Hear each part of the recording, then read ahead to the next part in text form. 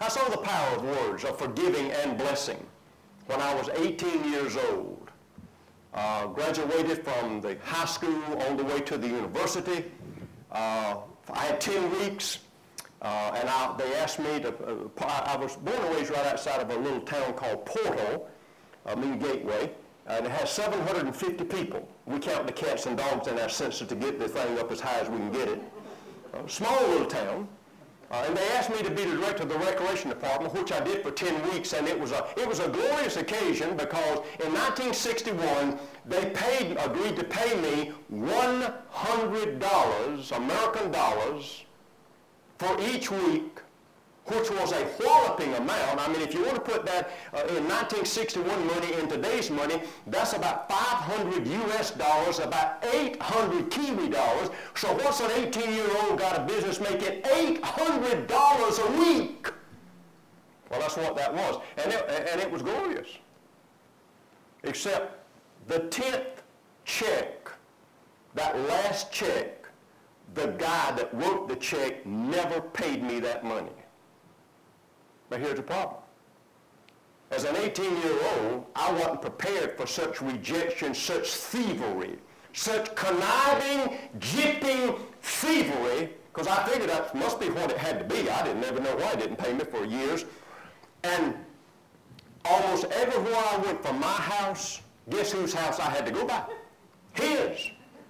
And as an 18-year-old, and you've got to get this, I started pastoring 2 half-time Southern Baptist churches. I'm coming home from the university. On Saturday, if I wasn't farming, plying the mule in the back of 40, I'm preparing my sermon on love on Sunday morning. I'm pulling out on Sunday morning, and guess whose house I got a dough pie on the way to the church except this thief that stole my last $100, and I just want, listen, I told the Lord one day, I said, you said vengeance is mine, saith the Lord, I'm going to take you off of that. Let me be, I can give the vengeance. I can poison his dog, let the air out of his tires. I can do something to pay him back for my $100. And I just was raving. Oh, listen, you would have loved me back when I was a young man. And I started hearing this gentle voice. Son, forget the $100 and bless the man. I wanted to hear everything except that. And finally, after I couldn't sleep for a lot of nights because of something bubbling up in me, I said, all right, I'll forgive him and bless him. Never forget the first time I rode by and give him a drive-by blessing. I stuck my hand out and I said, I bless you in Jesus' name, and I forgive you, but I'm lying through my teeth. But I'm going to say it anyway. Well, it was a lesson. You got to begin somewhere. And I bet I went by 100 times, and I kept hearing, son, forgive the man, forget the man, forgive the man, and forget the $100. And so, I don't know, about a year into that, I'll never forget the day I drove by his house, and I didn't think about the $100. And buddy, was I free. Woo! I was free. 40 years later, I became president of an international church planting leadership coaching organization called Open Church Ministries, headquartered in Colorado Springs, and they decided to move the offices from Colorado Springs to Portal. Yeah, right. Yeah, how funny, you know. Everybody in America wants to get to Colorado Springs. I become president. God said move from Colorado Springs to Portal. Anyway, so we moved 8 offices of furniture, packed them up in a U-Haul, moved them all the way across the country to Portal, put them in storage until God showed us a place to set up offices. And about 6, 7, 8 weeks later, I'm in my pickup truck. I wear Bogans and blue jeans and straw hat, and anyway, I'm a farm boy when I'm home. I'm riding along, and I get to town. Portal is a half-blink town. We've got 1 caution light, okay? 2 roads go through it. They cross right in the middle, and right in the middle where they cross sits a big building, and I'm looking at it with my blinker turned on. I'm getting ready to turn, and I hear these words. Son, Go ask them to give you that building. What? Now, I think crazy things at times. I've never qualified to think that crazy for 3 reasons. First of all, the man who owned that building was an avowed non-Christian. Call him an atheist. Number 2, that man happens to be in prison, though he's wealthy. He got caught in a drug sting, and he's in prison. And number 3, and more importantly, he has a reputation of being the stingiest man in the county, and I'm supposed to go ask him to give us that building? Craziest thing I'd ever heard of, I thought. So I went and told Linda, I said, you never believe what the Lord just told us? Go ask them to give us that building.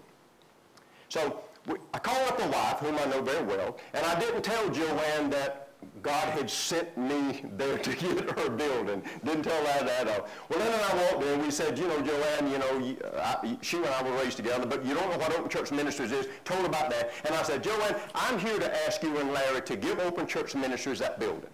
Oh, by the way, Joanne, why haven't you rented it? It's been sitting empty for 8 years.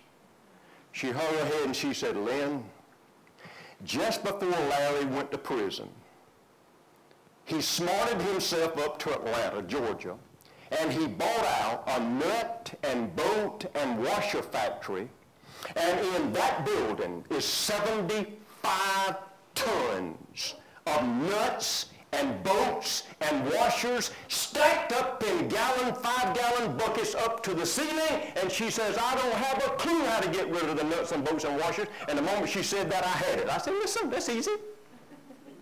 I said, listen, let's just spread the word among our farmers and tell them they can come and buy a bucket, a 5-gallon bucket.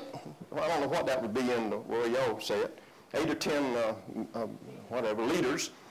5-gallon, you can have a 5-gallon bucket of bolts and nuts and washers for, I said, sell them a dime on the dollar, a penny on the dollar. 3 weeks later, 75 tons of nuts and bolts and washers. There was not a nut, bolt, or washer, well, not a nut, not a bolt and washer left in the whole place. I get the phone call. She picks up the phone. She says, Lynn, I left Larry yesterday in prison, visited him, and you will never believe what he said. He told me, Joanne, we're supposed to give Lynn that building. Now listen, I'm a great man of faith. That caught me flat-footed. 3 weeks later, I met Joanne down in the attorney's office. She signed over the deed of the property, the building, to me. I'm in my truck, riding back through town. I think listening to country music. I wasn't singing, oh, praise ye the Lord. I remember I wasn't in a particular holy moment. I was just being me, riding through town, got right outside of town, and this is what I heard. If it wasn't audible, it was loud enough that I pulled over on the side of the road. I heard these words, son, remember the $100. I pulled over on the side of the motorway, and I sat there with my motor running. I said, what did you say? Out loud. And I heard in my spirit, I said, son, remember the $100. I said that 40 years ago, I remember 40 years ago, I can tell you the date. 40 years ago, you told me to forget the $100. I forgot the $100. And what is this now? Remember the $100?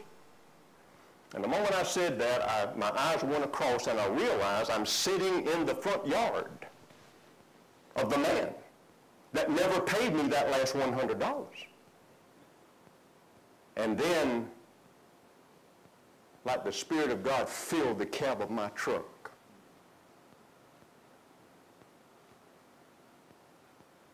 And that was the man that had also just given us the building worth $100,000. And the Lord said, son, because you forgave and blessed the man, today I have taken the 100 and I have made it 100,000.